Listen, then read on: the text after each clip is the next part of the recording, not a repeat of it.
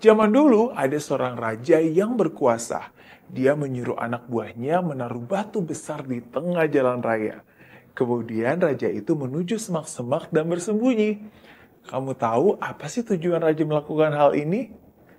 Sesungguhnya si raja ini cuma ingin melihat seperti apa sih karakter penduduknya. Dia pengen tahu reaksi mereka dan apa yang mereka lakukan saat jalan mereka terhalang oleh batu besar itu. Yang pertama lewat, seorang pedagang kaya raya.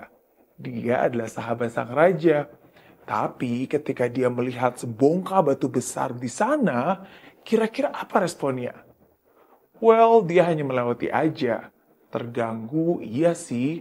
Tapi ya sudahlah. Walaupun terganggu dan bikin susah, tapi masih bisa dilewati kok. Dan dia nggak melakukan apa-apa. Cuek dan melewati begitu aja. Lalu ada segerombolan penduduk lainnya.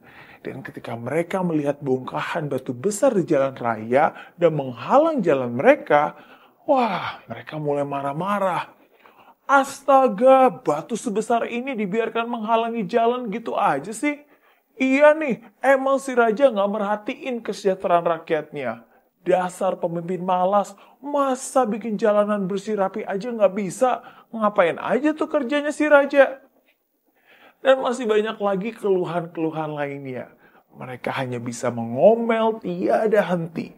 Terus menyalahkan si raja tanpa melakukan apa-apa untuk menyingkirkan batu itu dari jalanan dihadapinya. Tapi ada yang menarik dari kisah ini. Ada seorang yang lewat lagi. Dia hanyalah seorang petani. Petani itu berjalan sambil membawa hasil panennya, yaitu sayuran. Saat itu sebenarnya petani ini sedang memikul beban. Tapi tahu apa yang petani ini lakukan? Ketika dia melihat bongkahan batu itu, bebannya dia turunkan. Dan dia mulai mendekati batu itu dan mencoba mendorongnya sendirian.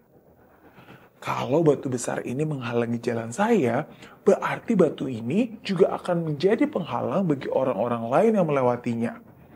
Berarti saya harus melakukan sesuatu untuk memindahkannya. Begitu pikirnya. Dan tanpa banyak bicara, dia mencoba mendorong sekuat tenaga. Memang gak mudah, apalagi dia seorang diri aja. Tapi dia terus berusaha dan terus mencoba.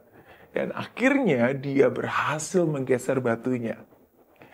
Yang kemudian terjadi membuat petani itu terkejut sekali.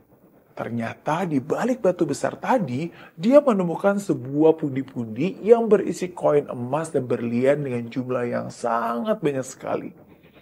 Di dalam pundi-pundi itu ada surat dari sang raja. Begini isi suratnya. Untuk kamu yang menemukan pundi-pundi ini, terima kasih kamu sudah bersedia menyingkirkan batu besarnya. Dan semua emas berlian yang ada di pundi-pundi ini adalah milikmu sebagai reward jasa atas kebaikanmu. Ya, ternyata si raja sudah menyiapkan hadiah secara pribadi.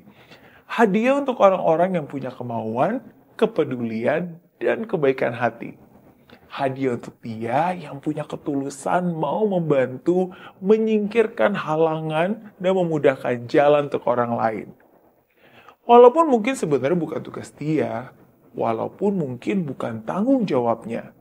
Tapi karena kebaikan hatinya, karena rasa pedulinya, dan karena inisiatifnya, itulah reward yang dia terima.